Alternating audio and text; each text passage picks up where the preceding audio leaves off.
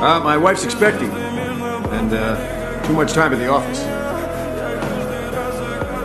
Congratulations. Thanks. Hold this for you. Yes, sure. How far along is she? I don't know. She's at the point where she can't stand the sound of my chewing. I guess I'll be eating dinner in the pantry again. I have a little girl. A girl would be nice. Less of a chance she'd turn out exactly like me. I thought my dad was tough on me. And now, looking back on it, I just remember the good stuff. You know, he did drop the odd pearl. Yeah? Like what? No amount of money ever bought a second of time. Smart guy. Did his best. Howard, everything's gonna be all right. Thank you.